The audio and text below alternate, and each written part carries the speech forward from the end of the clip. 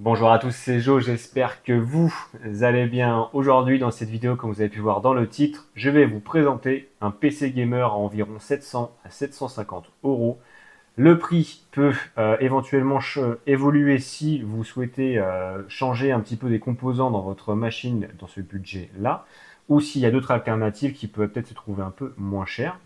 Donc, le but de cette configuration-là, c'est de jouer en 1080p dans de très bonnes conditions à tous les jeux du moment sans souci. Donc ce que je vais faire, c'est que je vais vous présenter les composants un par un. Je vais réaliser le montage en off avec les tests aussi sur différents jeux. Et puis moi, je vous retrouve juste après pour faire un débrief sur le montage, les tests en jeu et le rapport qualité-prix. C'est parti! On se retrouve avec la caméra du dessus pour vous présenter l'ensemble des composants et on démarre avec le boîtier. Donc le boîtier, c'est un Zalman P30 que j'ai déjà présenté dans une vidéo précédente.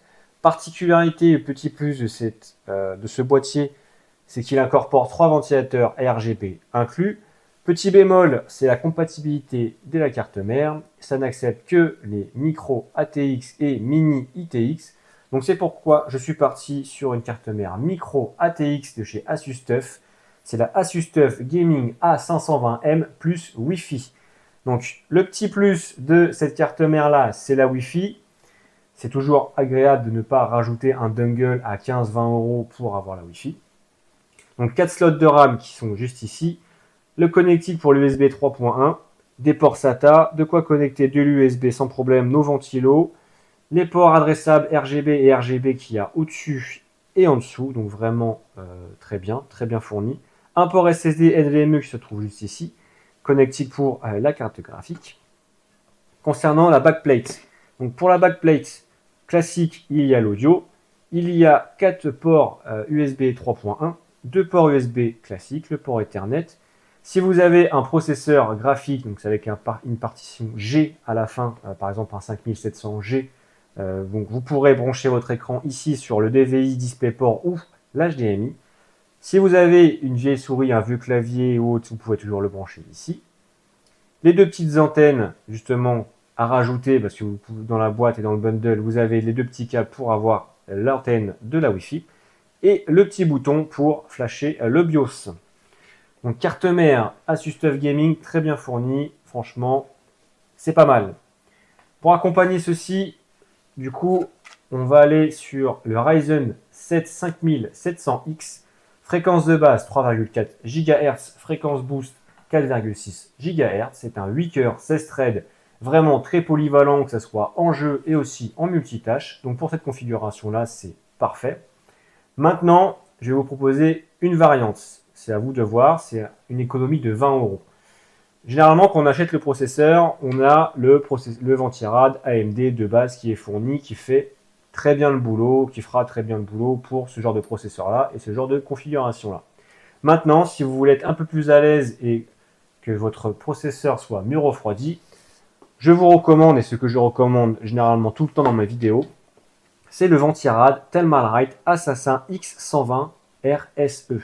Donc c'est un petit Ventirad qui coûte entre 18 et 20 euros. Donc 18 euros pour la version non RGB, une vingtaine d'euros, 20 à 21 euros pour la version RGB. Donc moi j'ai pris la version non RGB. Ça me permettra de refroidir un peu mieux mon processeur. Donc c'est pourquoi j'ai pris ce Ventirad. Maintenant, si vous voulez économiser les 20 euros, vous pouvez partir sur le Ventirad d'origine. Il n'y a vraiment pas de souci avec ça. Ensuite, concernant la mémoire, donc je suis parti chez Kingston Fury, c'est 2 x 8 Go en DDR4 3200 MHz.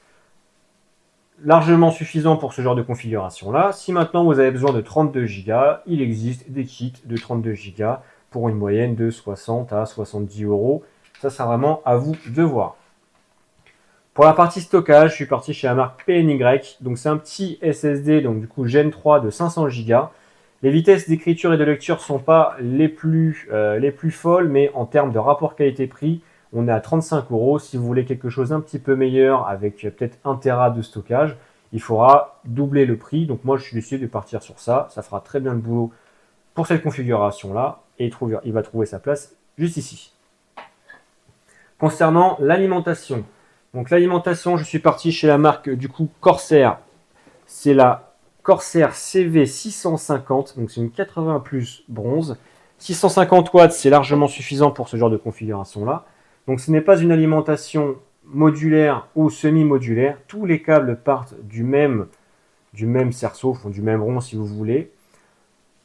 Donc là, ça va, les câbles sont tressés, sont gainés, donc c'est vraiment pas trop mal. Esthétiquement, ça va le faire, ça va être joli. Si vous trouvez que les câbles sont pas très jolis ou que le rendu n'est pas vraiment très joli, vous pouvez rajouter des petites rallonges dans la configuration là. Esthétiquement, ça fera un plus, mais en performance, vous n'allez pas gagner de FPS. Concernant la carte graphique, donc du coup, carte graphique, je suis parti chez la marque Sapphire ou Saphir, comme vous, je ne sais pas comment vous dites. Du coup, c'est la RX 6700. Donc, très bien pour jouer en 1080p dans de très bonnes conditions. On pourra peut-être aller chercher la 1440p, mais bon, je ne vous le recommande pas forcément. Parce que voilà, on va se limiter en termes de performance et de qualité en jeu. Alors qu'en 1080p, vous pourrez jouer dans de très très bonnes conditions, sans souci. Donc, le look, full noir, full black, franchement, très bien. Alimentation, 8 pins, 8 broches. Backplate, toute noire avec leur petite pulsation qui est ici, le petit logo Radeon. Franchement, très joli, très simple, très efficace. En termes de connectique, on est sur 3 écrans DisplayPort, un écran HDMI. Donc ça fera largement le boulot pour cette configuration. Ensuite, ce que je vais rajouter dans le boîtier, donc je vais rajouter 3 ventilateurs sur le top parce qu'il n'en possède pas. 3 ventilateurs de la marque UFIR, voilà, qui me coûtent environ une dizaine d'euros. Donc voilà, c'est juste pour améliorer l'airflow, c'est juste pour voilà, la qualité de l'airflow du boîtier, une meilleure aération du boîtier. Ce n'est pas forcément obligatoire. Mais voilà, j'avais ça en stock et je me dis pourquoi pas. Donc c'est parti, je vais commencer le montage. Je vous retrouve juste après tout ça. À tout de suite. On se retrouve dans la deuxième partie de cette vidéo. Donc comme vous pouvez le voir juste derrière, il y a eu un petit peu de changement. Donc je vous ferai une vidéo un petit peu plus tard justement pour vous présenter mon setup. Mais on va revenir aux Zalman P30. Donc, ce Zalman P30, que dire? Déjà, dans un premier temps, je trouve qu'en termes de look et d'esthétique, c'est vraiment sympa. Tout prend bien sa place. On dirait que c'est un petit peu un full black. Donc, c'est vraiment top du top. On va parler premièrement du montage. En termes de montage, niveau passage de câble, rien à dire. Tout est bien pensé. Le petit plus de ce boîtier. Donc, comme vous pouvez le voir, moi, j'ai une carte graphique de taille standard. Généralement, dans les boîtiers, justement, on a une petite ailette qui se trouve juste devant la carte mère pour justement passer notre câble de carte graphique qui se permet de remonter et de revenir se connecter à la carte graphique. Là, sur le Zalman, ici, il y a une petite ailette qui se trouve juste ici. Je fais sortir mon petit câble et hop, je me connecte directement à la carte mère. Niveau esthétique, c'est un plus, mais on ne va pas gagner de FPS. Si demain, vous avez une carte graphique qui est un petit peu plus longue, n'hésitez pas. Il y a une deuxième ailette qui est juste ici. Vous sortez votre petit câble et vous venez vous connecter directement à votre carte graphique. Donc c'est vraiment le petit plus. Moi, j'aime beaucoup. Ensuite, on va parler connectique. Connectique, justement, carte mère. Donc déjà, dans un premier temps, comme vous pouvez le voir, là, ici, j'ai des connectiques et j'ai un connectique USB type C. Malheureusement, sur la carte mère, il n'y a pas de connectique USB type C. Donc je vais vous mettre en photo. J'ai acheté un adaptateur USB 2.0 à USB type C. Donc, je n'aurai pas les mêmes fréquences que du USB type C, mais au moins, je vais pouvoir profiter à 100% des front panels qu'il y a tout ici, et justement de USB type C. Donc, c'est un petit adaptateur que j'ai mis juste en dessous. Vous allez le voir, je vais vous le mettre en photo. C'est toujours un petit plus, ça coûte environ 10 à 15 euros, et au moins, on peut se servir de ce connecteur.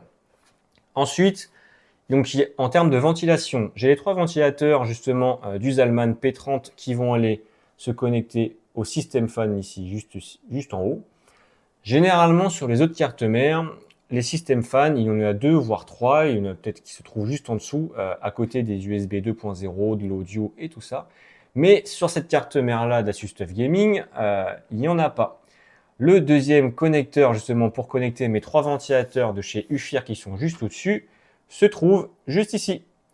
Donc, comment vous dire, pour passer justement le petit hub pour gérer les 3 ventilateurs, c'est un petit peu compliqué. Il faut passer justement le tout petit câble sous le carénage Asus TUF Gaming et le ressortir sur le top. Donc, c'est un petit peu compliqué, c'est pas vraiment bien pensé sur cette carte mère là, mais bon, le principal, c'est que ça marche et que ça fasse le boulot après le montage. En termes de câblage à l'arrière. Donc, comme vous pouvez le voir, il y a de la place pour tout passer. On peut sortir sans problème. Il y a le rack pour les disques durs ici. On n'a même pas besoin de le retirer parce qu'on a une place énorme pour justement tous nos câbles. Sachant que ce n'est pas une alimentation modulaire ou semi-modulaire, c'est une alimentation avec tous les câbles qui sortent du même bloc. Donc on peut encore améliorer justement le câblage sans souci. Donc voilà. Que dire? En termes justement d'esthétique, vous allez le voir, je vais l'allumer. Hop là. Et voilà. Donc le système d'éclairage est géré par le logiciel Asus Armoury Crate. Quand vous allez faire le démarrage, justement, quand vous allez installer Windows et admettons vous avez une carte mère Asus Gaming, Asus, ROG ou autre, le logiciel Armoury Crate va se proposer de s'installer. Je vous conseille de valider. Comme ça va installer tous les pilotes. Et ensuite, si vous voulez gérer le RGB, le logiciel Armoury Crate va prendre le relais sans souci. Donc là, c'est les cycles de lumière qui est mis un peu par défaut, c'est arc-en-ciel. Vous pouvez faire du statique, des pulsions, vous pouvez même tout éteindre. Justement, quand vous avez une carte mère avec un petit peu de RGB, là, comme vous pouvez le voir juste ici, quand vous allez éteindre votre ordinateur, justement, le RGB risque de rester allumé. Donc, grâce au logiciel Armoury Crate ou dans le BIOS, vous pouvez justement désactiver cet effet de aura quand le PC est éteint. Ensuite, en termes de décibels ou autres, les ventilateurs du Zalman sont un tout petit peu bruyants. C'est un petit peu le défaut de ce boîtier-là. Et en plus, j'ai rajouté 3 ventilateurs sur le top de la marque UFIR qui ne sont pas forcément les plus silencieux du marché. Donc, quand on joue, ça va, on a un casque, on n'entend pas forcément de bruit ou autre. Quand on n'a pas de casque et qu'on est sur le bureau et admettons, on regarde, je sais pas, on veut jouer à un jeu sans casque, ça peut être un petit peu gênant pour certains, mais sinon, dans l'ensemble, ça passe. En termes de température sur le bureau, je suis à environ 35 degrés, donc le Ventira Thermal Right, que je recommande régulièrement sur mes vidéos, fait vraiment très bien le boulot. Sur Cinebench, du coup, je suis à 55,7 degrés pour un score de 12 577, sachant que mon processeur a une fréquence de base de 3,6 GHz que je n'ai même pas haussé pour le moment. Petit rappel, mon 5800X qui est dans le PC Le Bon Coin qui est haussé à 4,2 GHz fait environ 1000 à 1500 points de plus. Donc, vous pouvez dire à peu près l'écart qu'il y a entre les deux processeurs. Ce processeur-là se débrouille vraiment très bien. Maintenant, on va parler FPS en jeu. Donc, j'ai commencé par Fortnite. Donc, comme vous le savez, Fortnite, on peut faire différents réglages.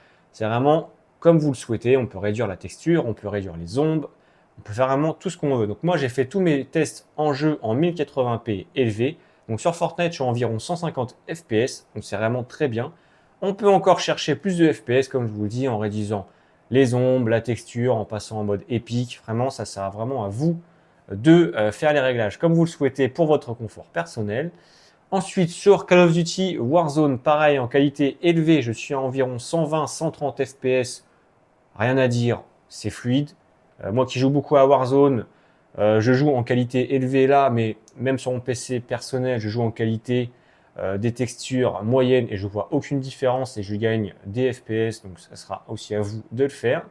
Puis sur Counter-Strike Global Offensive, qui n'est pas un jeu très gourmand, je suis à environ 250 FPS, mais bon, on peut encore faire mieux et bon, sur ce genre de jeu-là, je ne sais pas si c'est vraiment utile d'avoir plus de 300 FPS. Ça, c'est à vous de me le dire. Donc voilà, aujourd'hui, faire un PC à environ 700 à 750 € en 2024, c'est possible. Pour jouer dans de bonnes conditions en 1080p, je répète, je fais des tests en 1080p et pas en 1440p parce que je trouve ça dommage d'aller en 1440p et de brider nos performances juste pour aller en 2K. On a une bonne plateforme, on peut jouer en 1080p dans de très bonnes conditions. J'ai pas envie forcément de m'embêter en 1440p et de réduire les performances, c'est pas forcément le but de ce PC-là. Donc voilà, j'espère que ce PC-là, j'allais dire ce petit PC, mais c'est quand même un certain coût, que ce PC-là vous aura plu à environ 700 à 750 €. J'essaierai d'en faire d'autres par la suite. Puis moi, je vous dis ciao, bye.